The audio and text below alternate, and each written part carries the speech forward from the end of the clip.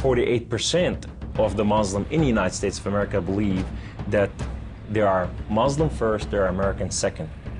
Our purpose is to change this culture because they're infidel, and what they're doing is not pleasing to Allah, and we are the soldier of Allah who will make them do it.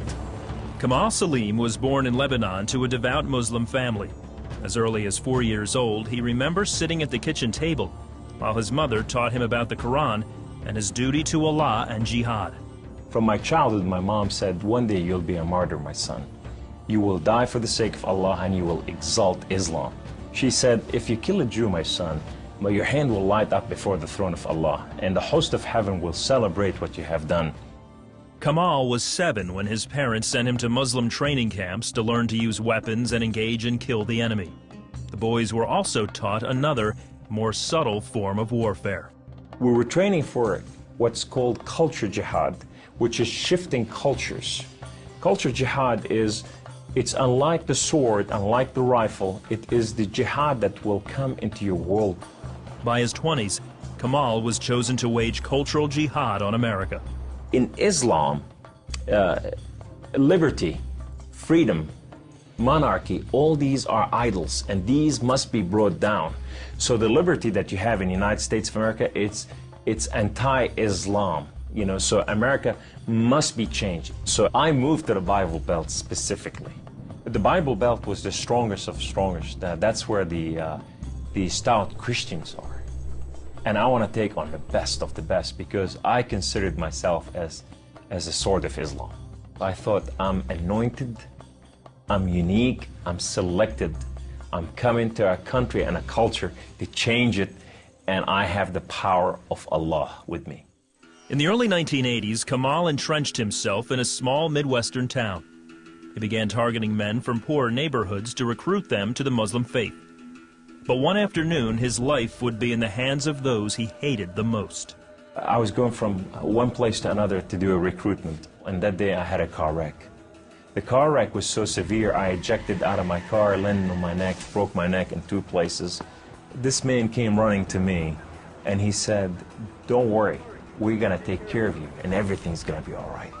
The ambulance came and picked me up, and now I go to the hospital. The orthopedic surgeon in the emergency room looked at my chart, and he just said, son, we are going to take care of you, and everything's gonna be all right. The second day I wake up in a hospital, and this head of physical therapy come and read my chart, and he turned around and he said the same thing word for word. We are going to take care of you. At first, Kamal was frightened by their words, because these men were all Christians. You see, in terrorism, if they said we're going to take care of you, you'd better run. Surgeries to repair Kamal's broken neck were successful, but recovery would take weeks. After being discharged from the hospital, he would need someone to care for him while he recuperated. Kamal had no one, so the orthopedic surgeon opened up his own home to this stranger. In his home, they put me in their choicest room, in the most beautiful thing. I became like part of their family. They didn't see me any different, and now they have a basket that says for Kamal. They put in money to free my bills from the hospitals. Kamal was overwhelmed with the outpouring of Christian love.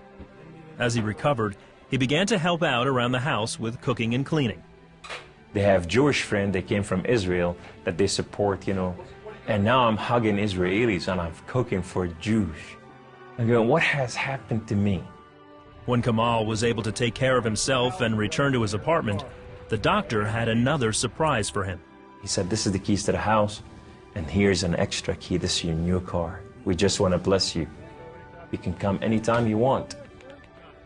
So I go to my home, and I go to my cold place that I haven't been there in months, and dust is this thick. And I just gotta settle this issue with my God to know that if it's real or not. So I walk inside, I shut the door, I go right in the eastern window, and I fall on my knees, and I put my hands to the heavens, and I cry up to my God. Allah, Allah, my Lord and my King, why have you done such a thing to me? I'm okay with the car wreck.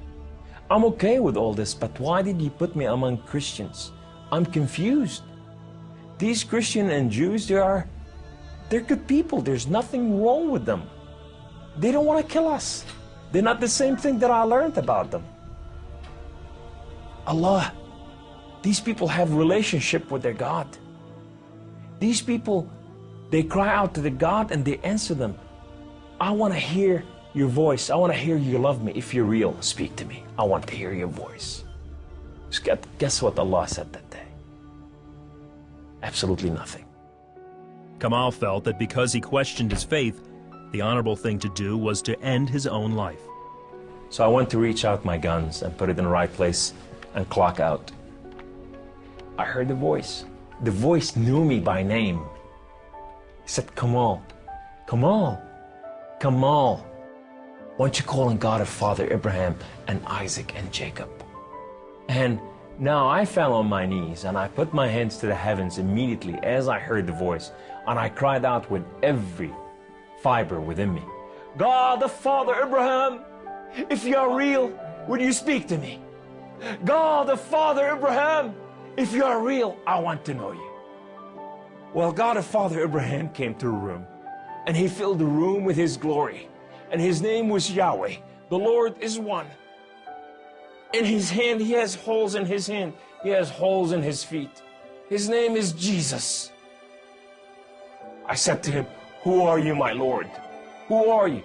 He said, I am that I am. I said, I'm a simple man with a simple mind. What is that supposed to mean? He said, I am the Alpha. I am the Omega. I am the beginning. I am the end. I am everything that is in between.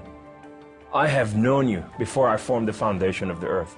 I have loved you before I formed you in your mother womb. Rise up. Rise up, Kamal. Kum. You are my warrior. You are not their warrior. And I said to him, I said, my Lord, I will live and die for you. He said, do not die for me. I died for you that you may live. That day, instead of taking his life, Kamal gave it to Jesus. He now has a new mission and travels the country challenging Muslims to question their allegiance to Allah. My heart desire is to reach out for my brothers and sisters, the Muslim out there, 1.5 billion Muslim, that they are living out there and they have not tasted freedom, and that freedom in God. It's been over 20 years since Kamal left the Islamic faith, and even threats of violence and death cannot stop him from sharing his story. He is real. You know, and if you never experienced God before in your life, if you never tasted God, and if you think you got nothing to lose, when you're sitting in your home, whether you're a Muslim or a non-Muslim or a non-Christian or whatever you are, say, call on God of Father Abraham and Isaac and Jacob, and say, if you are real, speak to me, I want to hear your voice.